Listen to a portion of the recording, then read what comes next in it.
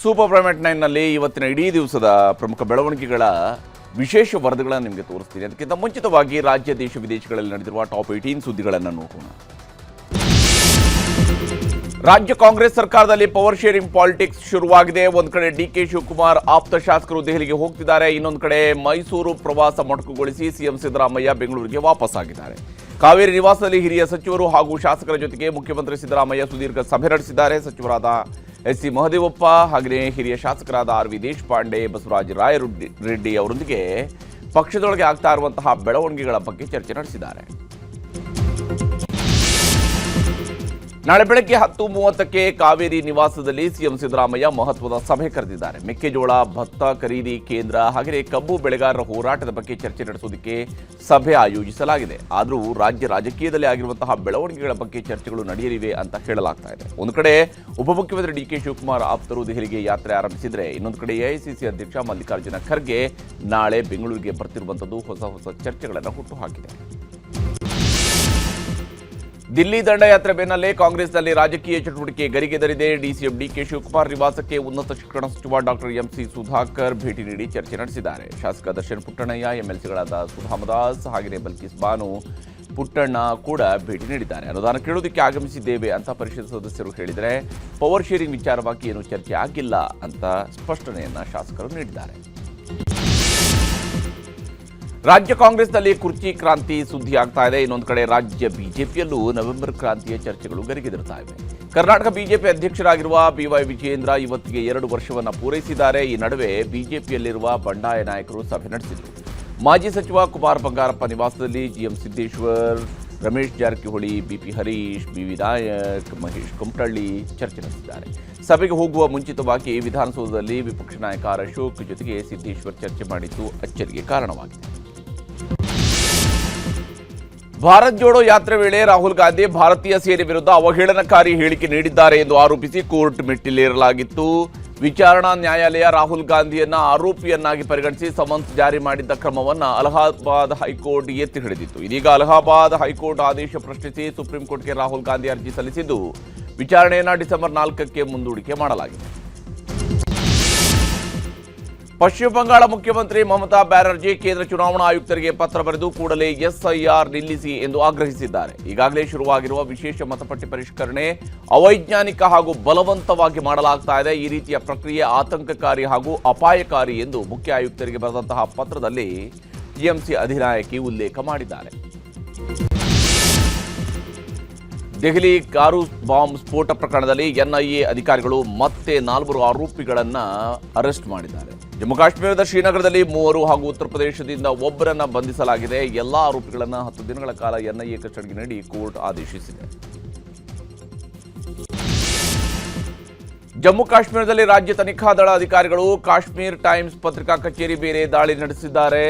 ದಾಳಿ ವೇಳೆ A K rifles, ಗನ್ಗಳು, ಜೀವಂತ ಗುಂಡುಗಳು, ಪಿಸ್ತೂಲ್, 3 ಗ್ರೆನೇಡ್, ಲಿವರ್ ಜಪ್ತಿ ಮಾಡಲಾಗಿದೆ. ಕಾಶ್ಮೀರ್ ಟೈಮ್ಸ್ಗೆ ಸಂಬಂಧಿಸಿದ ಹಲವಾರು ಸ್ಥಳಗಳಲ್ಲಿ ಪರಿಶೀಲನೆ ಮುಂದುವರೆದಿದೆ. ರಾಜ್ಯಪಾಲರು ಹಾಗೂ ರಾಷ್ಟ್ರಪತಿಗಳು ಮಸೂದೆಗೆ ಸಹಿ ಹಾಕುವ ವಿಚಾರವಾಗಿ ಸುಪ್ರೀಂ ಕೋರ್ಟ್ನ ಸಾಂವಿಧಾನಿಕ ಪೀಠ ಮಹತ್ವದ ತೀರ್ಪು ನೀಡಿದೆ. ಸುಪ್ರೀಂ ಕೋರ್ಟ್ ಮುಖ್ಯ ನ್ಯಾಯಮೂರ್ತಿ ಬಿಆರ್ ಗವಾಯಿ ನೇತೃತ್ವದ ಪಂಚಪೀಠ ಈ ನಿರ್ದೇಶನ ನೀಡಿದೆ. ಯಾವುದೇ ಮಸೂದೆಗೆ ನಿಗದಿತ ಸಮಯದಲ್ಲಿ ಸಹಿ ಹಾಕದಿದ್ದರೆ ಒಪ್ಪಿಗೆ ಎಂದು ಪರಿಗಣಿಸುವುದು ಅಸಂವಿಧಾನಿಕ, ಅದು ಅಧಿಕಾರ ವಿಭಜನೆ ಉಲ್ಲಂಘನೆ ಆಗತ್ತೆ ಎಂದು ಅಭಿಪ್ರಾಯಪಟ್ಟಿದೆ. ಕೇರಳದ ಶಬರಿಮಲೆಯಲ್ಲಿ ಜನಸಂದಣಿ ಹೆಚ್ಚಾಗಿದ್ದು ಅಯ್ಯಪ್ಪ ಸ್ವಾಮಿಯ ದರ್ಶನ ಮಾಡುವುದಕ್ಕೆ ಪರದಾಡುವಂತಾಗಿದೆ. ಹೀಗಾಗಿ ಇನ್ನು ಮುಂದೆ ಸ್ಥಳದಲ್ಲಿ ಬುಕಿಂಗ್ ಮಾಡಲು ದಿನಕ್ಕೆ ಗರಿಷ್ಠ 5,000 ಜನರಿಗೆ ಮಾತ್ರ ಅವಕಾಶ ಎಂದು ತಿರುವಾಂಕೂರು ದೇವಸ್ವಂ ಬೋರ್ಡ್ ಸ್ಪಷ್ಟಪಡಿಸಿದೆ. ಕೇರಳ ಹೈಕೋರ್ಟ್ ಸೂಚನೆ ಮೇರೆಗೆ ಬುಕಿಂಗ್ ಮಿತಿಯನ್ನು ಇಳಿಸಲಾಗಿದೆ. ಕೇರಳದ ಶಬರಿಮಲೆ ದೇಗುಲದ ಚಿನ್ನಾಭರಣ ಕಳವು ಪ್ರಕರಣದಲ್ಲಿ ಮತ್ತೆ 2 ಬಂಧನ ಆಗಿದೆ. ತಿರುವಾಂಕೂರು ದೇವಸ್ವಂ ಬೋರ್ಡ್ನ ಮಾಜಿ ಅಧ್ಯಕ್ಷ ಹಾಗೂ ಮಾಜಿ ಶಾಸಕ ಎ ಪದ್ಮಕುಮಾರ್ ಅವರನ್ನು ಬಂಧಿಸಲಾಗಿದೆ. ಈ ಮೊದಲು ಮತ್ತೋರ್ವ ಮಾಜಿ ಅಧ್ಯಕ್ಷ ಎನ್ ವಾಸು ಎಂಬುವರನ್ನು ಬಂಧಿಸಲಾಗಿತ್ತು. ಬೀದರ್ ಕಬ್ಬು ಬೆಳೆಗಾರರ ಜೊತೆಗೆ ನಡೆದಂತಹ 4ನೇ ಸಂಧಾನ ಸಭೆ ಯಶಸ್ವಿಯಾಗಿದೆ. ಬೀದರ್ ಡಿಸಿ ಶಿಲ್ಪಾ ಶರ್ಮಾ ಹಾಗೂ ಎಸ್ಪಿ ಪ್ರದೀಪ್ ಗುಂಟಿ ನೇತೃತ್ವದಲ್ಲಿ ನಡೆದ ಸಭೆಯಲ್ಲಿ ಪ್ರತಿ ಟನ್ ಕಬ್ಬಿಗೆ 2,950 ರೂಪಾಯಿ ನೀಡೋದಕ್ಕೆ ಕಾರ್ಖಾನೆ ಮಾಲೀಕರು ಒಪ್ಪಿಗೆಯನ್ನು ಸೂಚಿಸಿದ್ದು, ರೈತರು ಅಹೋರಾತ್ರಿ ಧರಣಿ ಹಾಗೂ ರಸ್ತೆ ತಡೆಯನ್ನು ಕೈಬಿಟ್ಟಿದ್ದಾರೆ. ಹಾವೇರಿಯಲ್ಲಿ ಮೆಕ್ಕೆಜೋಳಕ್ಕೆ ಸೂಕ್ತ ಬೆಂಬಲ ಬೆಲೆ ನೀಡುವಂತೆ ಆಗ್ರಹಿಸಿ ರೈತರು ಬೃಹತ್ ಪ್ರತಿಭಟನೆ ನಡೆಸಿದ್ದಾರೆ. ಗದಗ ಜಿಲ್ಲೆ ಲಕ್ಷ್ಮೇಶ್ವರದಲ್ಲಿ ಸ್ವಯಂ ಪ್ರೇರಿತವಾಗಿ ಅಂಗಡಿ ಮುಂಗಟ್ಟು ಬಂದ್ ಮಾಡಿ ಪ್ರತಿಭಟನೆ ಮಾಡಲಾಗಿದೆ. ರೈತರ ಪ್ರತಿಭಟನೆಯ ವೇಳೆ ಸ್ವಾಮೀಜಿ ಕುಮಾರ ಮಹಾರಾಜರು ಅಸ್ವಸ್ಥರಾಗಿದ್ದು ಜಿಮ್ಸ್ ಆಸ್ಪತ್ರೆಗೆ ದಾಖಲಿಸಿ ಐಸಿಯುನಲ್ಲಿ ಚಿಕಿತ್ಸೆ ನೀಡಲಾಗ್ತಾ ಇದೆ.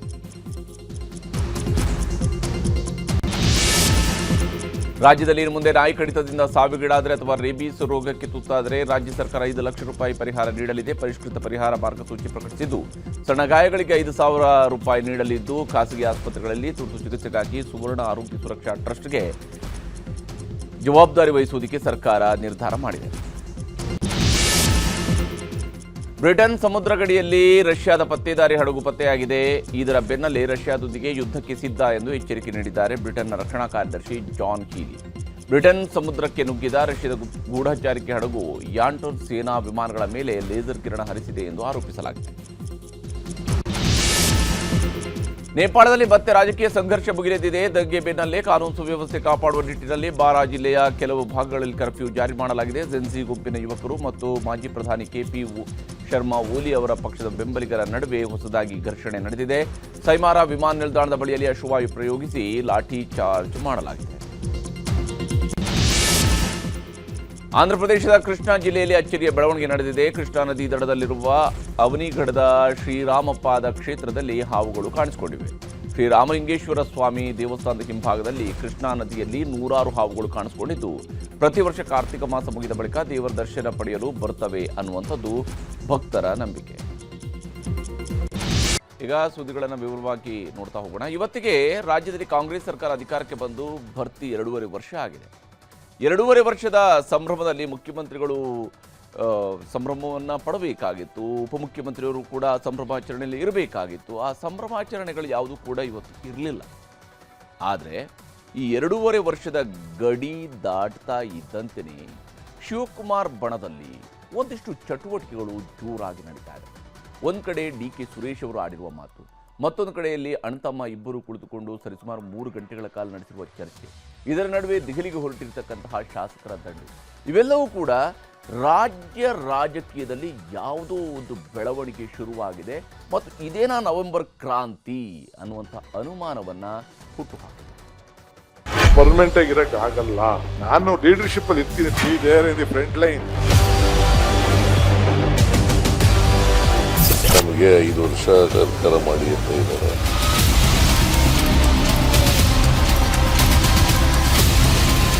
ಮಾನ್ಯ ಮುಖ್ಯಮಂತ್ರಿಗಳು ಅವ್ರೇನ್ ಮಾತು ಕೊಡ್ತಾರೆ ಆ ಮಾತಿನಂತೆ ನಡ್ಕೋತಾರೆ. ಕ್ರಾಂತಿನೂ ಇಲ್ಲ, ಭ್ರಾಂತಿನೂ ಇಲ್ಲ. 5 ವರ್ಷ ನಮಗೆ ಸರ್ಕಾರ ಕೊಟ್ಟಿದ್ದಾರೆ. ಅವ್ರ ಹಣೆ ಬರೆದಂತೆ ಎಲ್ಲ ಬದಲಾಗಲ್ಲ. ರಾಜ್ಯ ಕಾಂಗ್ರೆಸ್ ಸರ್ಕಾರಕ್ಕೆ 2.5 ವರ್ಷ ಪೂರೈಕೆ ಆಗುತ್ತಲೇ ದಿಢೀರ್ ಬೆಳವಣಿಗೆಗಳು ಕಾಣುತ್ತಿವೆ. ಸದಾಶಿವನಗರದ DK ಬ್ರದರ್ಸ್ ಮನೆಯಲ್ಲಿ ರಾಜಕೀಯ ಭವಿಷ್ಯ ರೂಪುಗೊಳ್ಳುತ್ತಿದೆ. ಅಧಿಕಾರ ಹಂಚಿಕೆ ಸೂತ್ರದಡಿ DK ಶಿವಕುಮಾರ್ಗೆ ಸಿಎಂ ಪಟ್ಟ ಕೊಡಲೇಬೇಕೆಂದು DK ಶಿವಕುಮಾರ್ ಆಪ್ತ ಬಳಗದ ವಾದ. ಆದರೆ ಸಂಪುಟ ಪುನರಚನೆ, ಅಧಿಕಾರ ಹಸ್ತಾಂತರ, ಅಧ್ಯಕ್ಷರ ಬದಲಾವಣೆ ಸೇರಿದಂತೆ ಯಾವುದೇ ವಿಷಯದ ಬಗ್ಗೆಯೂ ಕಾಂಗ್ರೆಸ್ ಹೈಕಮಾಂಡ್ ಇನ್ನೂ ಸ್ಪಷ್ಟ ನಿರ್ಧಾರ ಪ್ರಕಟಿಸಿಲ್ಲ. ಇದರ ನಡುವೆಯೇ ಇವತ್ತಿಗೆ ರಾಜ್ಯದಲ್ಲಿ ಕಾಂಗ್ರೆಸ್ ಅಧಿಕಾರಕ್ಕೆ ಬಂದು 2.5 ವರ್ಷ ಭರ್ತಿಯಾಗಿದೆ. ಇದೇ ಕಾರಣಕ್ಕೂ ಏನು ಮಾಜಿ ಸಂಸದ DK ಸುರೇಶ್ ಸಿಎಂ ಸಿದ್ದರಾಮಯ್ಯ ಕೊಟ್ಟ ಮಾತಿಗೆ ತಪ್ಪುವ ನಾಯಕ ಅಲ್ಲ ಎನ್ನುವ ಮೂಲಕ ಅಧಿಕಾರ ಬದಲಾವಣೆಯ ವಿಚಾರದಲ್ಲಿ ಕೊಟ್ಟ ಮಾತಿನ ಅಸ್ತ್ರ ಪ್ರಯೋಗಿಸಿದ್ರು. ನಾವು ಕೊಟ್ಟ ಮಾತಂತೆ ಮಾನ್ಯ ಮುಖ್ಯಮಂತ್ರಿಗಳು ಗ್ಯಾರಂಟಿಯನ್ನ ಅನುಷ್ಠಾನ ಮಾಡಿದ್ದಾರೆ. ಅವ್ರೇನ್ ಮಾತು ಕೊಡ್ತಾರೆ ಆ ಮಾತಿನಂತೆ ನಡ್ಕೋತಾರೆ. ಯಾವಾಗ DK ಸುರೇಶ್ ಇಂಥದ್ದೊಂದು ಮಾತನ್ನ ಬಹಿರಂಗವಾಗಿ ಹೇಳಿದ್ರು, ಇದೆಲ್ಲವೂ ಅಧಿಕಾರ ಹಸ್ತಾಂತರ ವಿಚಾರದಲ್ಲಿ ಸಿದ್ದರಾಮಯ್ಯ ಅವರ ಮೇಲೆ ಹೇರುತ್ತಿರುವ ಒತ್ತಡ ಎಂದು ವಿಶ್ಲೇಷಣೆ ಮಾಡಲಾಗಿದೆ. ಅಷ್ಟೇ ಅಲ್ಲದೆ ಈ ಮಾತು ಹೇಳಿದ ನಂತರ ಬಂಡೆ ಅಣ್ತಮ್ಮರು ಸರಿಸುಮಾರು 3 ಗಂಟೆಗಳ ಕಾಲ ಸದಾಶಿವನಗರದ DK ಶಿವಕುಮಾರ್ ಮನೆಯಲ್ಲಿ ಕುಳಿತು ಸುದೀರ್ಘ ಚರ್ಚೆ ನಡೆಸಿದ್ದಾರೆ. ಅವರು ಚರ್ಚೆ ಮುಗಿಸಿ ಮನೆಯಿಂದ ಹೊರಬರುವ ವೇಳೆಗೆ ಕಾಂಗ್ರೆಸ್ ಶಾಸಕರ ಒಂದು ತಂಡ ದೆಹಲಿಗೆ ಹಾರಲು ವಿಮಾನ ಹತ್ತಿ ಕೂತಿತ್ತು.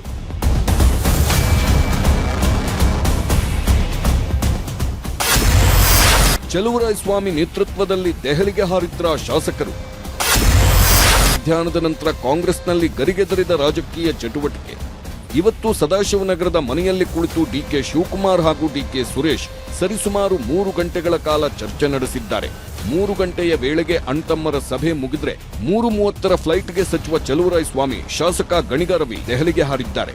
ಅದಾಗಿ ಅರ್ಧ ಗಂಟೆಯ ನಂತರ ಅಂದ್ರೆ ಸಂಜೆ 4:10 ವಿಮಾನದಲ್ಲಿ ಎಸ್ಆರ್ ಶ್ರೀನಿವಾಸ್, ರಂಗನಾಥ್, ಶಿವಣ್ಣ, ಶಿವಾನಂದ ಪಾಟೀಲ್, ಸಿಂದಗಿ ಶಾಸಕ ಅಶೋಕ್ ಮನಗೂಳಿ ದೆಹಲಿಗೆ ಹೋಗಿದ್ದಾರೆ.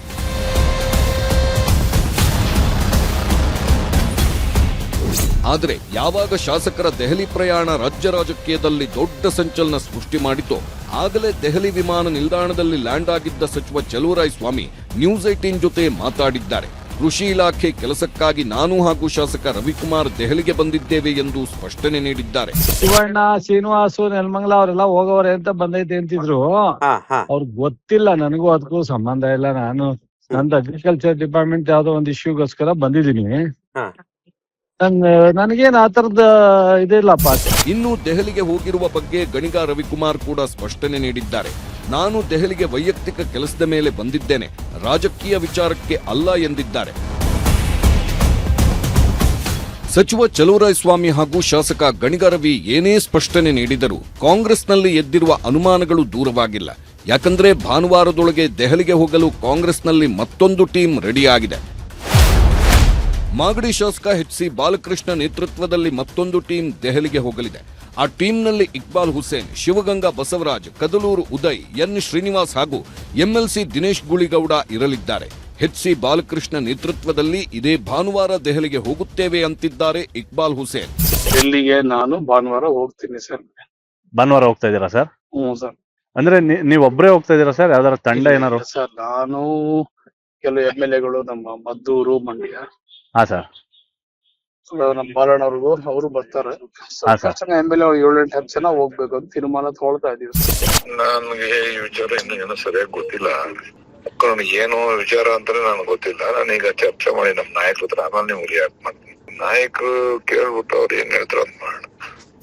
ಆದ್ರೆ ಮದ್ದೂರು ಶಾಸಕ ಕದಲೂರು ಉದಯ್ ನ್ಯೂಸ್ 18 ಜೊತೆ ಮಾತನಾಡಿದ್ದು, ನಾನು ನನ್ನ ಊರಲ್ಲಿದ್ದೇನೆ, ದೆಹಲಿಗೆ ಹೋಗ್ತಾ ಇಲ್ಲ ಎಂದು ಸ್ಪಷ್ಟಪಡಿಸಿದ್ದಾರೆ. ಆದರೆ ಶಾಸಕರಿಂದ ಇಂತಹ ಸ್ಪಷ್ಟನೆಗಳು ಬಂದಿದ್ದರೂ ಡಿಕೆ ಸುರೇಶ್ ಇವತ್ತು ಆಡಿರುವ ಮಾತುಗಳು ಕುತೂಹಲ ಮೂಡಿಸಿವೆ. ಅವ್ರು ಯಾವತ್ತೂ ಕೂಡ ಕೊಟ್ಟ ಮಾತನ್ನ ತಪ್ಪುವಂತವ್ರಲ್ಲ. ಯಾರಿಗೆ ಏನಾರ ಮಾತು ಕೊಟ್ಟಿದ್ರು ತಪ್ಪದು. ಹೇಳಿದ್ದೀನಲ್ಲ, ಅದೃಷ್ಟ ಇದ್ರೆ ನಮ್ಮ ಅಣ್ಣ ಮುಖ್ಯಮಂತ್ರಿ ಆಯ್ತಾನೆ ಅಂತ. ಇಲ್ಲ, ಅವರು ಪಕ್ಷದ ಅಧ್ಯಕ್ಷರಾಗಿದ್ದಾರೆ, ಕೆಲಸ ಮಾಡ್ತಾ ಇದ್ದಾರೆ. ನಾಳೆ ಅವ್ರನ್ನ ಬೇರೆಯವ್ರನ್ನ ಮಾಡಿದ್ರೆ ಸಂಪೂರ್ಣವಾದಂತ ಸಹಕಾರವನ್ನ ಯಾರೇ ಅಧ್ಯಕ್ಷರಾಗಿ ಕೆಲಸ ಮಾಡೋದಕ್ಕೂ ಅವಕಾಶವನ್ನು ಮಾಡಿಕೊಡ್ಲಿಕ್ಕೆ ಡಿ.ಕೆ. ಶಿವಕುಮಾರ್ ಅವರು ಸಿದ್ಧರಾಗಿದ್ದಾರೆ. ಶ್ರಮಕ್ಕೆ ಖಂಡಿತ ಪ್ರತಿಫಲ ಇದ್ದೇ ಇದೆ. ಅದಕ್ಕೋಸ್ಕರನೇ ಕಾಂಗ್ರೆಸ್ ಸರ್ಕಾರ ಅಧಿಕಾರಕ್ಕೆ ಬಂದಿತ್ತು. ಒಂದಲ್ಲ ಒಂದಿನ ಸಿಗುತ್ತೆ, ಕಾದ್ ನೋಡ್ಬೇಕು. ಇವೆಲ್ಲ ಹೀಗೆ ನಡೆಯುತ್ತಿರುವಾಗಲೇ ಚಾಮರಾಜನಗರ ಪ್ರವಾಸದಲ್ಲಿದ್ದ ಸಿಎಂ ಸಿದ್ದರಾಮಯ್ಯ ಅಧಿಕಾರ ಹಸ್ತಾಂತರ ವಿಚಾರದಲ್ಲಿ ಸ್ಪಷ್ಟ ಉತ್ತರ ನೀಡಿದ್ದಾರೆ. ಜನರ ಆಶೀರ್ವಾದ ಇರೋವರೆಗೂ ನಾನೇ ಸಿಎಂ ಆಗಿರುತ್ತೇನೆ, ರಾಜ್ಯದಲ್ಲಿ ಯಾವುದೇ ಕ್ರಾಂತಿನೂ ಇಲ್ಲ, ಭ್ರಾಂತಿನೂ ಇಲ್ಲ ಎಂದಿದ್ದಾರೆ. ಅಲ್ಲದೆ ಬಜೆಟ್ ಅನ್ನು ನಾನೇ ಮಂಡಿಸುತ್ತೇನೆ, 2028ಕ್ಕೂ ಮತ್ತೆ ನಾವೇ ಅಧಿಕಾರಕ್ಕೆ ಬರುತ್ತೇವೆ ಎಂದ್ರು. ಅಷ್ಟೇ ಅಲ್ಲ, ಅಹಿಂದ ಸಮುದಾಯದ ಬಲ ನನಗಿದೆ ಎಂದ್ರು. ಯಾವ ಕ್ರಾಂತಿ ಅಂತ ಹೇಳಿದ್ರು, ಕ್ರಾಂತಿನೂ ಇಲ್ಲ, ಭ್ರಾಂತಿನೂ ಇಲ್ಲ. 5 ವರ್ಷ ನಮಗೆ ಅಧಿಕಾರ ಕೊಟ್ಟಿದ್ದಾರೆ. 5 ವರ್ಷ ಆದ್ಮೇಲೆ ಮತ್ತೆ ನಾವು ಚುನಾವಣೆ ನಡೀತದೆ, ಚುನಾವಣೆಯಲ್ಲಿ ನಾವೇ ಗೆಲ್ತೀವಿ. ಯಾವಾಗಲೂ ಕೂಡ ಇಲ್ಲಿ ದಲಿತರು, ಹಿಂದುಳಿದವರು, ಅಲ್ಪಸಂಖ್ಯಾತರು, ಮುಂದುವರೆದ ಜನಾಂಗ ಎಲ್ಲರೂ ಕೂಡ ನನಗೆ ಬೆಂಬಲವನ್ನ ಕೊಟ್ಟಿದ್ದಾರೆ. ಸಿಎಂ ಸಿದ್ದರಾಮಯ್ಯ ಇದ್ದ ಕಾರ್ಯಕ್ರಮಕ್ಕೆ ಮಾಜಿ ಸಚಿವ ಕೆಎನ್ ರಾಜಣ್ಣ ಕೂಡ ಹೋಗಿದ್ದರು. ರಾಜ್ಯದಲ್ಲಿ ನಾಯಕತ್ವ ಬದಲಾವಣೆ ಮಾತೇ ಇಲ್ಲ. ಬಿಜೆಪಿಗೆ ಯಡಿಯೂರಪ್ಪ ಹೇಗೆ ಮುಖ್ಯವೋ, ಜೆಡಿಎಸ್ ಪಕ್ಷಕ್ಕೆ ದೇವೇಗೌಡರು ಹೇಗೆ ಮುಖ್ಯವೋ, ಅದೇ ರೀತಿ ಕಾಂಗ್ರೆಸ್ಗೆ ಸಿದ್ದರಾಮಯ್ಯ ಮುಖ್ಯ ಅಂದ್ರು. ಸಿದ್ದರಾಮಯ್ಯನವರು ಮುಖ್ಯಮಂತ್ರಿ ಆಗಿರ್ಬೇಕು ಅಂತಕ್ಕಂಥ ನನ್ನ ವೈಯಕ್ತಿಕ ಆಶಯ. ನನ್ನ ವೈಯಕ್ತಿಕವಾಗಿ ನಾನು ಮಂತ್ರಿ ಆಗಬೇಕು ಅಂತಕ್ಕಂಥದ್ದಕ್ಕಿಂತ ಅದು ಹೆಚ್ಚು, ಅದು ನನಗೆ ಮುಖ್ಯ. ಈ ಮಧ್ಯೆ ಸಂಪುಟ ಪುನರಚನೆಗೆ ಬ್ರೇಕ್ ಬಿದ್ದಿದೆ ಅನ್ನೋವಾಗಲೇ ಅಧ್ಯಕ್ಷ ಪಟ್ಟಕ್ಕಾಗಿ ಫೈಟ್ ಶುರುವಾಗಿದೆ. ಕೊಟ್ಟಿರೋ ಕೆಲಸ ಮಾಡಿದ್ದೇನೆ, ಮಾಡುವುದು ಬಹಳಷ್ಟಿದೆ ಎಂದಿದ್ದರು ಡಿಕೆ ಶಿವಕುಮಾರ್. ಡಿಕೆಶಿ ಮಾತಿನಿಂದ ಕೆಪಿಸಿಸಿ ಅಧ್ಯಕ್ಷ ಸ್ಥಾನದ ಆಕಾಂಕ್ಷಿಗಳಲ್ಲೂ ನಾನಾ ಚರ್ಚೆ ಶುರುವಾಗಿದೆ. ಡಿಕೆಶಿ ಯಾರಿಗೆ ಏನ್ ಸಂದೇಶ ಕೊಟ್ಟಿದ್ದಾರೆ ಗೊತ್ತಿಲ್ಲ ಅಂದ್ರು ಸತೀಶ್ ಜಾರಕಿಹೊಳಿ. ಅಧ್ಯಕ್ಷ ಹೇಳ್ಬೇಕಾದಕ್ಕೂ ವಿವರಣೆ ಕೊಡಬೇಕು, ನಾವೇನು ಹೇಳೋದು ಅಂದ್ರೆ ಈಗ ಏನಾರ ಯೂಸ್ ಮಾಡಿ ಏನಾರ ಕಂಡು ಹಿಡಿಬೇಕು. ಮುಂದಿನ ಮಾರ್ಚ್ಗೆ ಕೆಪಿಸಿಸಿ ಅಧ್ಯಕ್ಷರ ಅವಧಿ ಮುಗಿಯುತ್ತೆ. ಹಿಂದೆ ಅದಕ್ಕೆ 8 ವರ್ಷ ಇದ್ರು, ಅದು ಇನ್ನೂ 2 ವರ್ಷ ಮತ್ತೆ ಜಾಸ್ತಿ ಇದೆ. ಇನ್ನೂ ಅಲ್ಲಿವರೆಗೆ ಇದ್ರೂ ಇರ್ಬೋದು, ಹೇಳಲಿಕ್ಕಾಗಲ್ಲ. ಕಾಂಗ್ರೆಸ್ನೊಳಗಿನ ಈ ಎಲ್ಲ ಬೆಳವಣಿಗೆಗಳು ಪ್ರತಿಪಕ್ಷಗಳಿಗೂ ಅಸ್ತ್ರವಾಗಿವೆ. ಅಧಿಕಾರಕ್ಕೆ ಬಂದು 2.5 ವರ್ಷವಾಯಿತು, ಇನ್ನೂ ಎಷ್ಟು ದಿನ ಕಚ್ಚಾಟ ಎಂದು ಪ್ರಶ್ನೆ ಮಾಡಿದ್ದಾರೆ. ಬಿಹಾರ ಚುನಾವಣೆ ಬಳಿಕ ಹೈಕಮಾಂಡ್ ವೀಕ್ ಆಗಿದೆ ಎಂದು ಕೀಟಲೆ ಮಾಡಿದ್ದಾರೆ. ಕ್ಯಾಬಿನೆಟ್ ವಿಸ್ತರಣೆ ಆದರೆ ಡಿ.ಕೆ. ಶಿವಕುಮಾರ್ಗೆ ಪಂಗನಾಮ. ಕ್ಯಾಬಿನೆಟ್ ರೀಶಫಲ್ ಆದರೆ ಡಿ.ಕೆ. ಶಿವಕುಮಾರ್ ಇಲ್ಲ, ಆಗದೆ ಇದ್ದರೆ ಡಿ.ಕೆ. ಶಿವಕುಮಾರ್ ಅವರು ಅವಕಾಶ ಇದೆ. ನೋಡಿ, ಯಾರು ಕೂಡ ನಮ್ಮ ನಾಯಕರು ಯಾವತ್ತೂ ಕೂಡ ಅವಕಾಶವಾದಿ ಅಲ್ಲ. ಅವರ ಸಂಘಟನೆ, ಅವರ ಹೋರಾಟ, ಅವರ ಶ್ರಮ ಇವತ್ತು ನಮ್ಮ ಪಕ್ಷಕ್ಕೆ ಶಕ್ತಿ ಕೊಟ್ಟಿದೆ. ಡಿ.ಕೆ. ಶಿವಕುಮಾರ್, ನೀನು ಕೊಟ್ಟ ಮಾತಿನಂತೆ ವಚನ ಭ್ರಷ್ಟ ಆಗಬೇಡ. ನೀನು ವಚನ ಭ್ರಷ್ಟ ಆದರೆ ನಾನು ರಾಜೀನಾಮೆ ಕೊಡ್ತೀನಿ ಕಾಂಗ್ರೆಸ್ ಪಾರ್ಟಿಗೆ, ಕಾಂಗ್ರೆಸ್ ಅಧ್ಯಕ್ಷ ಸ್ಥಾನಕ್ಕೆ ಅಂತೇಳಿ ಆ ಮನುಷ್ಯ ಕೂತಿದ್ದಾನೆ. ಇದೇನೇ ಇದ್ದರೂ ರಾಜ್ಯದಲ್ಲಿ ನವೆಂಬರ್ ಕ್ರಾಂತಿಯ ಕಹಳೆ ಇನ್ನೂ ನಿಂತಿಲ್ಲ. ಅಧಿಕಾರ ಹಸ್ತಾಂತರ ಮಾಡಿಸಬೇಕು ಎಂಬ ಒತ್ತಡ ಹೇರಲು ಡಿಕೆಶಿ ಬಣ ಮುಂದಾಗಿರುವುದು ಸ್ಪಷ್ಟವಾಗಿ ಗೋಚರಿಸುತ್ತಿದೆ. ಆದರೆ ಇದರಲ್ಲಿ ಕೆಲವರು ಧೈರ್ಯದಿಂದ ಮುನ್ನುಗ್ಗುವುದೋ ಬೇಡವೋ ಎಂಬ ಗೊಂದಲದಲ್ಲಿರುವಂತೆ ಭಾಸವಾಗುತ್ತಿದೆ. ಅದೇನೇ ಇದ್ದರೂ ಕಾಂಗ್ರೆಸ್ನಲ್ಲಿ ಶುರುವಾಗಿರುವ ಚಟುವಟಿಕೆಗಳಿಗೆ ಹೈಕಮಾಂಡ್ ಯಾವ ರೀತಿಯ ಮದ್ದರಿಯುತ್ತದೆ ಎಂದು ನೋಡಬೇಕಿದೆ. Bureau report, news 18. ಇನ್ನು ರಾಜಕೀಯ ಬೆಳವಣಿಗೆಗಳ ಮಧ್ಯೆ ತಣ್ಣಗಾಗಿದ್ದಂತಹ ಧರ್ಮಸ್ಥಳದ ಬುರುಡೆ ಪ್ರಕರಣಕ್ಕೆ ಈಗ ಮಹತ್ವದ ಮರುಜೀವ ಸಿಕ್ಕಿದೆ. ಯಾಕೆಂದರೆ 100 ಶವಗಳನ್ನು ಹೂತಿಟ್ಟಿದ್ದೇನೆ ಅಂತೇಳಿ ಮಾಸ್ಕ್ ಮ್ಯಾನ್ ಆಗಿ ಬಂದಿದ್ದಂತಹ ಚಿನ್ನಯ್ಯ ಈ ಒಂದು ಪ್ರಕರಣದಲ್ಲಿ ಮೊದಲಿಗೆ ದೂರುದಾರ ಆಗ್ತಾನೆ. ಅದರ ಆಧಾರದ ಮೇಲೆ ಸರ್ಕಾರ SIT ರಚಿಸುತ್ತೆ. ಆ SIT ಈಗ ತನ್ನ ತನಿಖಾ ವರದಿಯನ್ನು ಕೋರ್ಟ್ಗೆ ಸಲ್ಲಿಕೆ ಮಾಡಿದೆ. ಶೀಘ್ರದಲ್ಲೇ ಸರ್ಕಾರಕ್ಕೂ ಧರ್ಮಸ್ಥಳದ ತನಿಖಾ ವರದಿ ಸಲ್ಲಿಕೆ ಆಗಲಿದ್ದು, ಬೆಳಗಾವಿ ಅಧಿವೇಶನದಲ್ಲಿ ವರದಿಯನ್ನು ಇಡ್ತೀನಿ ಅಂತ ಗೃಹ ಸಚಿವರು ಹೇಳಿದ್ದಾರೆ.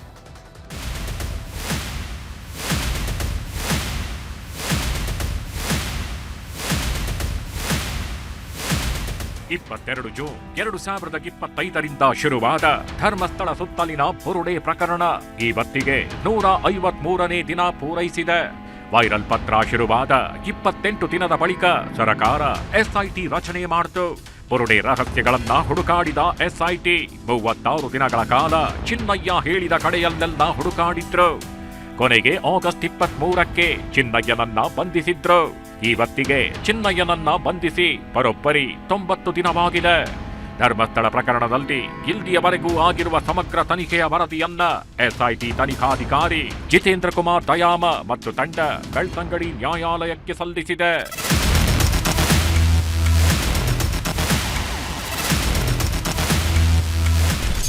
ಬೆಳ್ತಂಗಡಿ ಕೋರ್ಟ್ಗೆ 3923 ಪುಟಗಳ ತನಿಖಾ ವರದಿ ಸಲ್ಲಿಸಿದ್ದಾರೆ. 6 ತಿಂಗಳಿಂದ ಧರ್ಮಸ್ಥಳ ಸುತ್ತ ಏನೆಲ್ಲ ಬೆಳವಣಿಗೆಗಳು ನಡೆದಿವೆ, ಸರ್ಕಾರ SIT ರಚನೆ ಮಾಡಿದ ಮೇಲೆ ನಡೆದ 4 ತಿಂಗಳ ತನಿಖೆಯಲ್ಲಿ ಏನೇನಾಗಿದೆ ಅನ್ನೋ 3923 ಪುಟಗಳ SIT ತನಿಖಾ ವರದಿಯನ್ನ ಕೋರ್ಟ್ಗೆ ಸಲ್ಲಿಸಲಾಗಿದೆ. ತನಿಖೆಗೆ ಕರೆದಾಗ ಕೋರ್ಟ್ ತಡೆ ತಂದ ಬಗ್ಗೆಯೂ ಉಲ್ಲೇಖವಿದೆ. ಚಿನ್ನಯ್ಯನ ಹೇಳಿಕೆಗಳು, ಆತನ ಜೊತೆ ನಡೆಸಿದ ಮಹಜರು, 17ಕ್ಕೂ ಹೆಚ್ಚು ಜಾಗದಲ್ಲಿ ಶೋಧ ನಡೆಸಿದಾಗ ಸಿಕ್ಕಿದ್ದೇನು, ಪೂರಕ ಸಾಕ್ಷಿಗಳ ಜೊತೆಗೆ ಫೋಟೋ ವಿಡಿಯೋ ಹೇಳಿಕೆಗಳ ಬಗ್ಗೆಯೂ ಉಲ್ಲೇಖವಿದೆ. ಹಾಗೆ FSL ಲ್ಯಾಬ್ಗಳ ವರದಿಗಳ ಬಗ್ಗೆಯೂ SIT ಉಲ್ಲೇಖಿಸಿದೆ. ಎಲ್ಲಕ್ಕಿಂತ ಮುಖ್ಯವಾಗಿ ಧರ್ಮಸ್ಥಳ ವಿರುದ್ಧ ಹೇಗೆಲ್ಲ ಷಡ್ಯಂತ್ರ ರೂಪಿಸಿದ್ರು, ಧರ್ಮಸ್ಥಳ ಸುತ್ತಲಿನ ಷಡ್ಯಂತ್ರಕ್ಕೆ ಪ್ರೇರಣೆ ಕೊಟ್ಟಿದ್ಯಾರು, ತಲೆ ಬುರುಡೆ ಎಲ್ಲೆಲ್ಲಿಗೆ ತೆಗೆದುಕೊಂಡು ಹೋಗಿದ್ರು, ಬುರುಡೆ ತಂದಿದ್ಯಾರು, ಕೊಟ್ಟಿದ್ಯಾರು, ಎಲ್ಲಿಂದ ತಂದ್ರು ಅನ್ನೋದನ್ನು SIT ಕೋರ್ಟ್ಗೆ ಸಲ್ಲಿಸಿದೆ. ಇನ್ನು ಧರ್ಮಸ್ಥಳ ಸುತ್ತಲಿನ ಷಡ್ಯಂತ್ರದಲ್ಲಿ ದೂರುದಾರ ಚಿನ್ನಯ್ಯ ಸೇರಿದಂತೆ 6 ಜನರ ವಿರುದ್ಧ ಷಡ್ಯಂತ್ರ ನಡೆಸಿದ್ರು ಅಂತಾನೂ ಉಲ್ಲೇಖಿಸಲಾಗಿದೆ.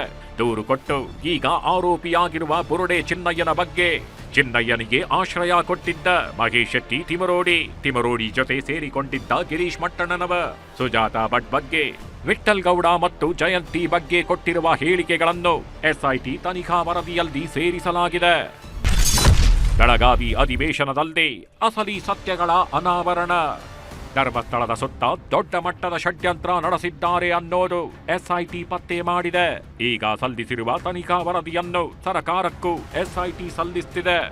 ಡಿಸೆಂಬರ್ 8ರಿಂದ ಬೆಳಗಾವಿಯಲ್ಲಿ ನಡೆಯುವ ಅಧಿವೇಶನದಲ್ಲಿ ತನಿಖಾ ವರದಿಯ ಪ್ರಮುಖಾಂಶಗಳನ್ನ ಜನರ ಮುಂದಿಡ್ತೀವಿ ಅಂತ ಗೃಹ ಸಚಿವ ಪರಮೇಶ್ವರ್ ಸ್ಪಷ್ಟನೆ ಕೊಟ್ರು. ಅಲ್ಲ, ಅವರಿಗೆ ಕ್ಲಿಯರೆನ್ಸ್ ಕೊಟ್ಟಿದ್ದೇವೆ ನಾವು, ಸರ್ಕಾರದಿಂದ ನಾವು ಮೊದಲೇ ಕ್ಲಿಯರೆನ್ಸ್ ಕೊಟ್ಬಿಟ್ಟಿದ್ದೀವಿ. ಅವರು ಸಬ್ಮಿಟ್ ಮಾಡೋದು ಅವರು SITನವರಿಗೆ ಬಿಟ್ಟಿರ್ತಕ್ಕಂಥದ್ದು ಮಾಡಬೇಕು. ಅವರಿಗೆ 90 ಡೇಸ್ ಇತ್ತಲ್ಲ, ಅದರೊಳಗಡೆ ಮಾಡಲೇಬೇಕಲ್ಲ ಅವರು. ಅದೇ ಅದು ಬರಲಿ, ಹೊರಗಡೆ ಬರಲಿ, ಬಂದ ಮೇಲೆ ನಿಮಗೂ ಗೊತ್ತಾಗುತ್ತೆ, ನಮಗೂ ಗೊತ್ತಾಗುತ್ತೆ.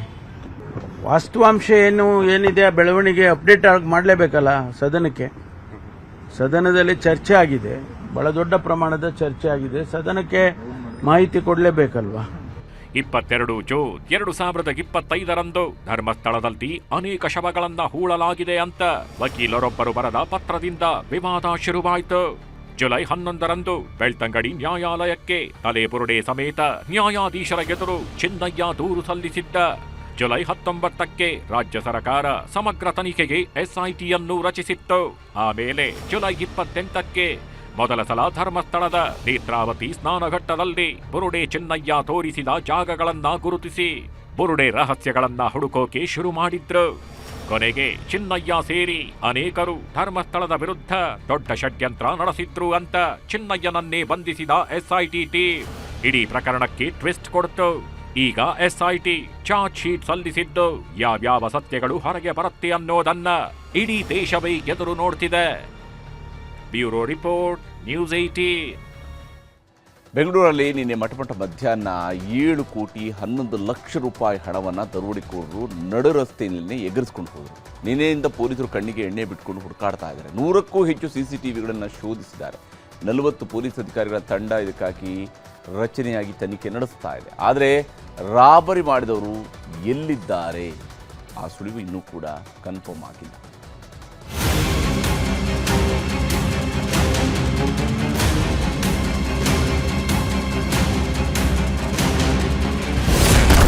ಮೂರು ಟೀಮ್, 3 ವ್ಯಾನ್, ಖಾಕಿಗೆ ಎರಚಿದ್ರು ಮಂಕುಬೂದಿ. 2 ಅರೆಸ್ಟ್, ಪೊಲೀಸರೇ ಮಾಡಿದ್ರ ನೆಗ್ಲೆಕ್ಟ್. ಮಠಮಠ ಮಧ್ಯಾಹ್ನದ ಹೊತ್ತು ಇಡೀ ಬೆಂಗಳೂರು ಗಿಜಿಗುಡ್ತಿತ್ತು. ಇಂಥ ಹೊತ್ತಲ್ಲೇ ಸಣ್ಣ ಪುಟ್ಟ ಕಳ್ಳತನ ಆಗೋದೇ ಕಮ್ಮಿ. ಅಂಥದ್ರಲ್ಲಿ ಬೆಂಗಳೂರಿನ ಹೃದಯ ಭಾಗದಲ್ಲೇ 7 ಕೋಟಿ ರಾಬರಿ ನಡೆದೋಗಿತ್ತು. ಪೊಲೀಸರಿಗೆ ಸಣ್ಣ ಸುಳಿವನ್ನು ಕೊಡದಂತೆ ಕೋಟಿ ಕೋಟಿ ಹಣವನ್ನ ಕರ್ನಾಟಕದ ಗಡಿ ದಾಟಿಸಿ ಆಗಿತ್ತು. ಪಕ್ಕಾ ಪ್ಲಾನ್ ಮಾಡಿಕೊಂಡು ಬಂದಿದ್ದ ದರೋಡೆಕೋರರ ಪಡೆ ಬರೋಬ್ಬರಿ 1 ಗಂಟೆಗಳ ಕಾಲ ಯಾರೊಬ್ಬರಿಗೂ ಅನುಮಾನ ಬಾರದಂತೆ ಎಲ್ಲ ಕೆಲಸವನ್ನ ಮಾಡಿ ಮುಗಿಸಿದ್ರು. ಪೊಲೀಸರಿಗಿಂತಲೂ 1 ಹೆಜ್ಜೆ ಮುಂದಿಟ್ಟಿದ್ದ ಖದೀಮರ ಗ್ಯಾಂಗ್ ಖಾಕಿ ಪಡೆಯ ನಿರ್ಲಕ್ಷ್ಯವನ್ನೇ ಬ್ರಹ್ಮಾಸ್ತ್ರ ಮಾಡಿಕೊಂಡು ಗಡಿ ದಾಟಿ ಹೋಗಿದ್ರು.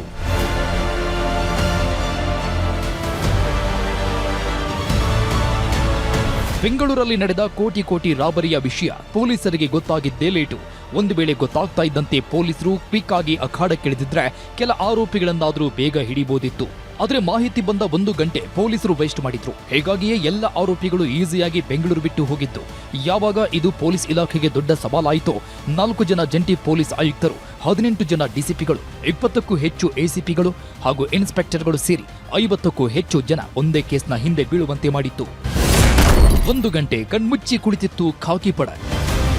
ಸರಿಯಾಗಿ ಮಧ್ಯಾಹ್ನ 12:36ರ ಸಮಯ CMS ವಾಹನವನ್ನ ಅಡ್ಡ ಹಾಕಿದ್ದ ಖದೀಮರು ಡೈರಿ ಸರ್ಕಲ್ನ ಫ್ಲೈಓವರ್ ಮೇಲೆ ಕರ್ಕೊಂಡು ಹೋಗಿ ಅಲ್ಲಿಯೇ 7 ಕೋಟಿ 11 ಲಕ್ಷ ಹಣವನ್ನ ಇನ್ನೋವಾ ಕಾರಿಗೆ ಶಿಫ್ಟ್ ಮಾಡಿದ್ರು. ತಾವು ದರೋಡೆ ಮಾಡಿದ ವಿಷಯ ಎಲ್ಲೂ ಹೊರಗೆ ಲೀಕ್ ಆಗಬಾರದು ಅಂತ CMS ಸಿಬ್ಬಂದಿಯನ್ನ 2 ಕಾರಿನಲ್ಲಿ ಲಾಕ್ ಮಾಡಿಕೊಂಡಿದ್ರು. ಇನ್ನೋವಾ ಕಾರು ಬೆಂಗಳೂರಿನ ಹೊರವಲಯಕ್ಕೆ ಹೋಗೋವರೆಗೂ ತಮ್ಮ ವಶದಲ್ಲೇ ಇಟ್ಕೊಂಡಿದ್ರು. 1 ಗಂಟೆ ಸುಮಾರಿಗೆ ಭಟ್ಟರಹಳ್ಳಿ ಮೂಲಕ ಇನ್ನೋವಾ ಕಾರು ಸಿಟಿ ದಾಟ್ತಿದ್ದಂತೆ CMS ಸಿಬ್ಬಂದಿ ಮೊಬೈಲ್ ಕಸ್ಕೊಂಡು ಅಲ್ಲೇ ಬಿಟ್ಟು ಎಸ್ಕೇಪ್ ಆಗಿದ್ರು. ಮಧ್ಯಾಹ್ನ 1:16ರ ಸುಮಾರಿಗೆ DCP ಕಚೇರಿಗೆ CMS ಸಿಬ್ಬಂದಿ ದರೋಡೆಯ ಮಾಹಿತಿ ನೀಡಿದ್ರು. ಆದರೆ ಪೊಲೀಸರು ಮಾತ್ರ ಪ್ರಕರಣ ದಾಖಲಾಗಲಿ ಅಂತ ಅಲರ್ಟ್ ಆಗಲೇ ಇಲ್ಲ. 2 ಗಂಟೆ 20 ನಿಮಿಷಕ್ಕೆ ವೈರ್ಲೆಸ್ ಮೂಲಕ ಎಲ್ಲ ಕಡೆ ಅಲರ್ಟ್ ಮೆಸೇಜ್ ಕಳಿಸಿದ್ರು. ಆದರೆ ಅಷ್ಟೊತ್ತಿಗಾಗಲೇ ಆರೋಪಿಗಳು ಎಸ್ಕೇಪ್ ಆಗಿತ್ತು. ಇದಾದ್ಮೇಲೂ ಕೂಡ ಪೊಲೀಸರು ಫಾಲೋ ಮಾಡಿದ್ದು ಬರೀ ಇನ್ನೋವಾ ಕಾರನ್ನಷ್ಟೇ. ಹೀಗಾಗಿ 2 ಕಾರಿನಲ್ಲಿದ್ದ ದರೋಡೆಕೋರರು ಈಸಿಯಾಗಿ ಎಸ್ಕೇಪ್ ಆಗಿದ್ರು.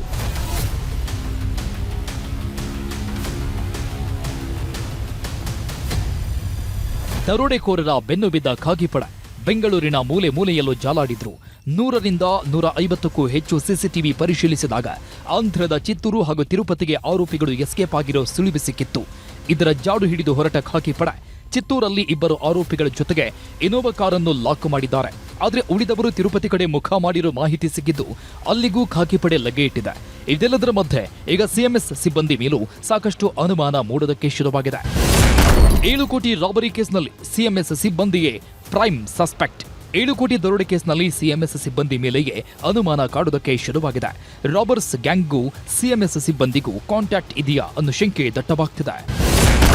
7 ಕೋಟಿ ಹಣ ಸಾಗಿಸ್ತಾ ಇದ್ದ ಸಿಎಂಎಸ್ ವಾಹನದಲ್ಲಿ ಕೆಲ ತಾಂತ್ರಿಕ ಸಮಸ್ಯೆಗಳಿದ್ವಂತೆ. ಅದರಲ್ಲೂ ವಾಹನದಲ್ಲಿದ್ದ ಸೀಕ್ರೆಟ್ ಬಟನ್ ಬಗ್ಗೆ ದರೋಡೆಕೋರರಿಗೆ ಮಾಹಿತಿ ಗೊತ್ತಾಗಿದ್ದು ಹೇಗೆ ಅನ್ನೋ ಅನುಮಾನ ಮೂಡ್ತಿದೆ.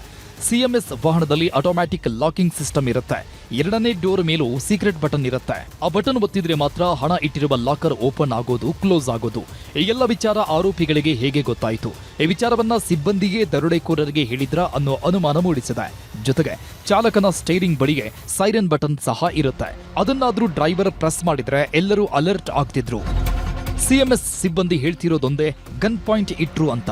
ಆದ್ರೆ 7 ಕೋಟಿ ಸಾಗಿಸ್ತಾ ಇದ್ದ ವಾಹನದಲ್ಲಿದ್ದ 4ರಲ್ಲಿ ಯಾರೊಬ್ಬರಿಗೂ ಸಣ್ಣದೊಂದು ಗಾಯಗಳಾಗಿಲ್ಲ.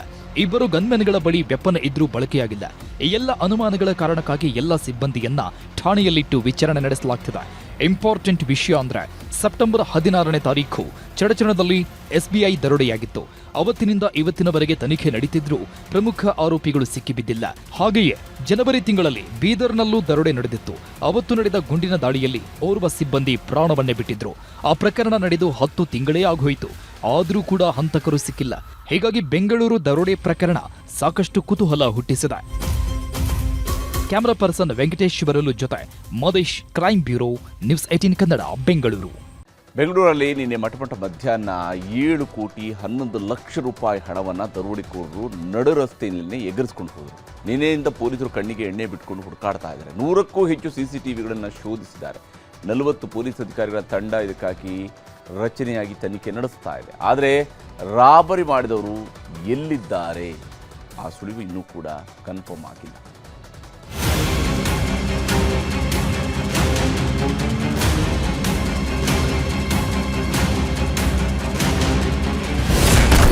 ಮೂರು ಟೀಮ್, 3 ವ್ಯಾನ್, ಖಾಕಿಗೆ ಎರಚಿದ್ರು ಮಂಕುಬೂದಿ.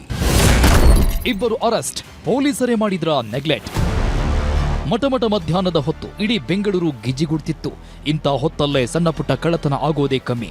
ಅಂಥದ್ರಲ್ಲಿ ಬೆಂಗಳೂರಿನ ಹೃದಯ ಭಾಗದಲ್ಲೇ 7 ಕೋಟಿ ರಾಬರಿ ನಡೆದೋಗಿತ್ತು. ಪೊಲೀಸರಿಗೆ ಸಣ್ಣ ಸುಳಿವನ್ನು ಕೊಡದಂತೆ ಕೋಟಿ ಹಣವನ್ನ ಕರ್ನಾಟಕದ ಗಡಿ ದಾಟಿಸಿ ಆಗಿತ್ತು. ಪಕ್ಕಾ ಪ್ಲಾನ್ ಮಾಡಿಕೊಂಡು ಬಂದಿದ್ದ ದರೋಡೆಕೋರರ ಪಡೆ ಬರೋಬ್ಬರಿ 1 ಗಂಟೆಗಳ ಕಾಲ ಯಾರೊಬ್ಬರಿಗೂ ಅನುಮಾನ ಬಾರದಂತೆ ಎಲ್ಲ ಕೆಲಸವನ್ನ ಮಾಡಿ ಮುಗಿಸಿದ್ರು. ಪೊಲೀಸರಿಗಿಂತಲೂ 1 ಹೆಜ್ಜೆ ಮುಂದಿಟ್ಟಿದ್ದ ಖದೀಮರ ಗ್ಯಾಂಗ್ ಖಾಕಿ ಪಡೆಯ ನಿರ್ಲಕ್ಷ್ಯವನ್ನೇ ಬ್ರಹ್ಮಾಸ್ತ್ರ ಮಾಡಿಕೊಂಡು ಗಡಿ ದಾಟಿ ಹೋಗಿದ್ರು.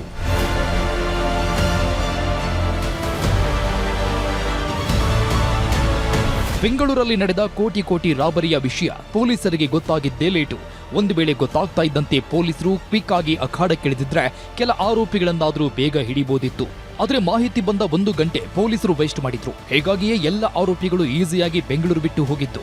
ಯಾವಾಗ ಇದು ಪೊಲೀಸ್ ಇಲಾಖೆಗೆ ದೊಡ್ಡ ಸವಾಲಾಯಿತೋ 4 ಜನ ಜಂಟಿ ಪೊಲೀಸ್ ಆಯುಕ್ತರು, 18 ಜನ ಡಿಸಿಪಿಗಳು, 20ಕ್ಕೂ ಹೆಚ್ಚು ಎಸಿಪಿಗಳು ಹಾಗೂ ಇನ್ಸ್ಪೆಕ್ಟರ್ಗಳು ಸೇರಿ 50ಕ್ಕೂ ಹೆಚ್ಚು ಜನ ಒಂದೇ ಕೇಸ್ನ ಹಿಂದೆ ಬೀಳುವಂತೆ ಮಾಡಿತ್ತು.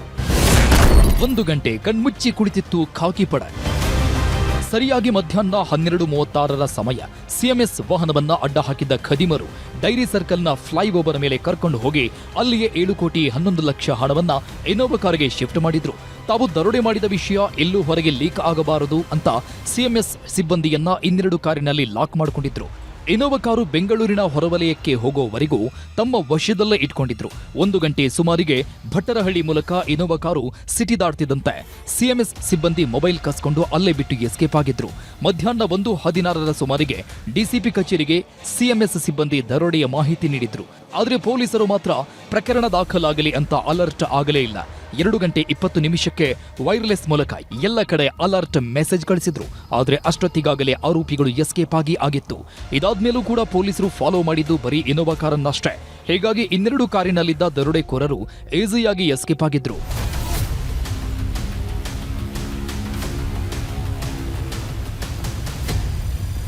ದರೋಡೆಕೋರರ ಬೆನ್ನು ಬಿದ್ದ ಖಾಕಿ ಪಡೆ ಬೆಂಗಳೂರಿನ ಮೂಲೆ ಮೂಲೆಯಲ್ಲೂ ಜಾಲಾಡಿದ್ರು. 100ರಿಂದ 150ಕ್ಕೂ ಹೆಚ್ಚು ಸಿಸಿಟಿವಿ ಪರಿಶೀಲಿಸಿದಾಗ ಆಂಧ್ರದ ಚಿತ್ತೂರು ಹಾಗೂ ತಿರುಪತಿಗೆ ಆರೋಪಿಗಳು ಎಸ್ಕೇಪ್ ಆಗಿರೋ ಸುಳಿವು ಸಿಕ್ಕಿತ್ತು. ಇದರ ಜಾಡು ಹಿಡಿದು ಹೊರಟ ಖಾಕಿ ಪಡೆ ಚಿತ್ತೂರಲ್ಲಿ 2 ಆರೋಪಿಗಳ ಜೊತೆಗೆ ಇನೋವಾ ಕಾರನ್ನು ಲಾಕ್ ಮಾಡಿದ್ದಾರೆ. ಆದರೆ ಉಳಿದವರು ತಿರುಪತಿ ಕಡೆ ಮುಖ ಮಾಡಿರೋ ಮಾಹಿತಿ ಸಿಕ್ಕಿದ್ದು ಅಲ್ಲಿಗೂ ಖಾಕಿ ಪಡೆ ಲಗ್ಗೆ ಇಟ್ಟಿದೆ. ಇದೆಲ್ಲದರ ಮಧ್ಯೆ ಈಗ ಸಿಎಂಎಸ್ ಸಿಬ್ಬಂದಿ ಮೇಲೂ ಸಾಕಷ್ಟು ಅನುಮಾನ ಮೂಡೋದಕ್ಕೆ ಶುರುವಾಗಿದೆ. 7 ಕೋಟಿ ರಾಬರಿ ಕೇಸ್ನಲ್ಲಿ ಸಿಎಂಎಸ್ ಸಿಬ್ಬಂದಿಯೇ ಪ್ರೈಮ್ ಸಸ್ಪೆಕ್ಟ್.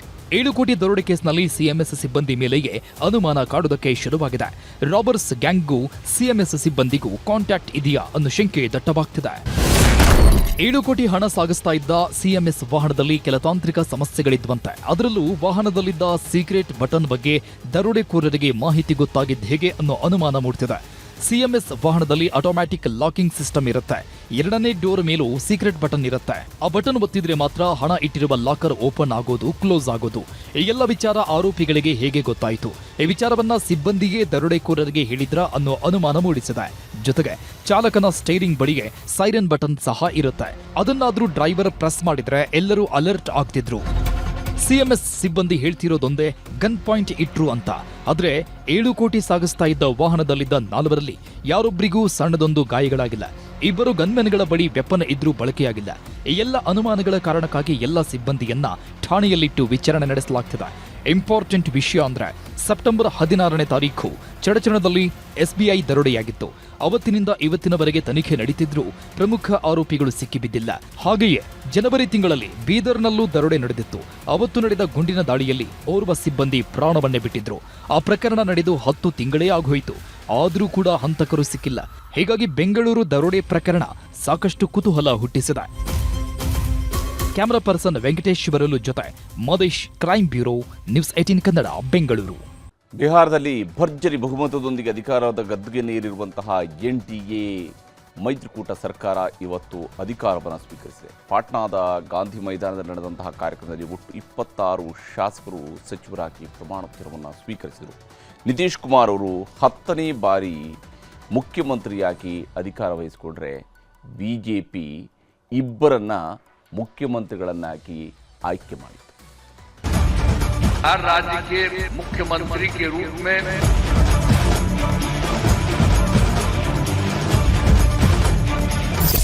ರಾಷ್ಟ್ರ ರಾಜಕಾರಣದಲ್ಲಿ ಮೈತ್ರಿ ಮಾಂತ್ರಿಕ ಅಂತಾನೆ ಹೆಸರಾಗಿರುವ ನಿತೀಶ್ ಕುಮಾರ್ ಬಿಹಾರದಲ್ಲಿ ಮತ್ತೆ ಮುಖ್ಯಮಂತ್ರಿಯ ಗದ್ದುಗೆ ಅಲಂಕರಿಸಿದ್ದಾರೆ. ಬಿಜೆಪಿ ಜೊತೆ ಮೈತ್ರಿ ಮಾಡಿಕೊಂಡು ಎಲೆಕ್ಷನ್ ಅಖಾಡಕ್ಕಿಳಿದ ನಿತೀಶ್ ಕುಮಾರ್ ಬಿಹಾರದಲ್ಲಿ 10ನೇ ಸಲ ಮುಖ್ಯಮಂತ್ರಿಯಾಗಿ ಪ್ರಮಾಣ ವಚನ ಸ್ವೀಕರಿಸಿದ್ರು. ಎನ್ಡಿಎ ಮೈತ್ರಿಕೂಟ ಸರ್ಕಾರದ ಪ್ರಮಾಣ ವಚನ ಕಾರ್ಯಕ್ರಮಕ್ಕೆ ಪ್ರಧಾನಮಂತ್ರಿ ನರೇಂದ್ರ ಮೋದಿ ಸಾಕ್ಷಿಯಾದರು.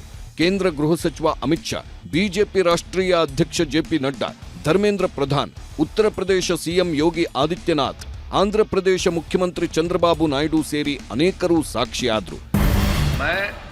नीतीश कुमार मैं बिहार राज्य के मुख्यमंत्री के रूप में सत्यनिष्ठा से प्रतिज्ञान करता हूं. ಬಿಹಾರದ ಪಾಟ್ನಾದಲ್ಲಿರುವ ಗಾಂಧಿ ಮೈದಾನದಲ್ಲಿ ರಾಜ್ಯಪಾಲ ಮೊಹಮ್ಮದ್ ಆರಿಫ್ ಖಾನ್ ನೂತನ ಸಚಿವರಿಗೆ ಪ್ರತಿಜ್ಞಾವಿಧಿ ಬೋಧಿಸಿದ್ರು. ಒಟ್ಟು 26 ಶಾಸಕರು ಈ ಸಲ ಬಿಹಾರದಲ್ಲಿ ಸಚಿವರಾಗಿ ಪ್ರಮಾಣ ವಚನ ಸ್ವೀಕರಿಸಿದ್ದಾರೆ.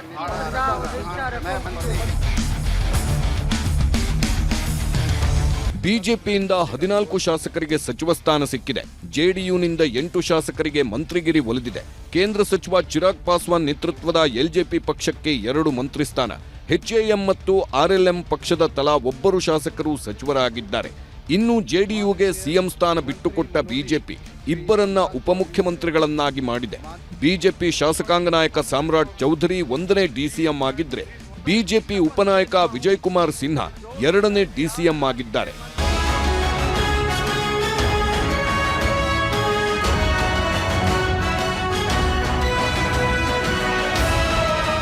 ಎನ್ಡಿಎ ಮೈತ್ರಿಕೂಟ ಸರ್ಕಾರ ರಚಿಸಿ ಆಡಳಿತ ಕೊಡಲು ಮುಂದಾಗಿದ್ರೆ, ಈ ಕಡೆ ಕಾಂಗ್ರೆಸ್ ನಾಯಕರು ಬಿಹಾರದಲ್ಲಿ ವೋಟ್ ಚೋರಿ ಸರ್ಕಾರ ರಚನೆಯಾಗಿದೆ ಅಂತ ಆರೋಪಿಸಿದ್ರು.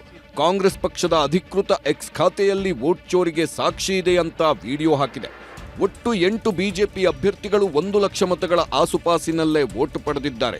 ಒಬ್ಬರಿಗೆ 1,255,000 ಮತ, ಇನ್ನೊಬ್ಬರಿಗೆ 1,343,000 ಮತ, ಮತ್ತೊಬ್ಬರಿಗೆ 1,44,000 ಮತ ಬಂದಿದೆ. ಇನ್ನು 5 ಬಿಜೆಪಿ ಅಭ್ಯರ್ಥಿಗಳು 1,22,000 ಆಸುಪಾಸಿನಲ್ಲೇ ವೋಟ್ ಗಿಟ್ಟಿಸಿದ್ದಾರೆ. ಇದು ಹೇಗೆ ಸಾಧ್ಯ? ಏನಿದರ ಅರ್ಥ? ಬಿಜೆಪಿ ಎಲೆಕ್ಷನ್ ಕಮಿಷನ್ ವೋಟ್ ಚೋರಿಗೆ ಇದಕ್ಕಿಂತ ಸಾಕ್ಷಿ ಬೇಕಾ ಅಂತ ಪೋಸ್ಟ್ ಹಾಕಿದೆ.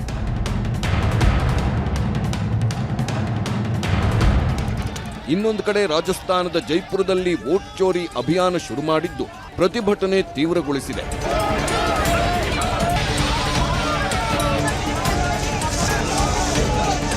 ಪಂಜಾಬ್ನಲ್ಲೂ ವೋಟ್ ಚೋರಿ ಕ್ಯಾಂಪೇನ್ ಘೋಷಣೆಯಾಗಿದೆ. Bureau report, news 18.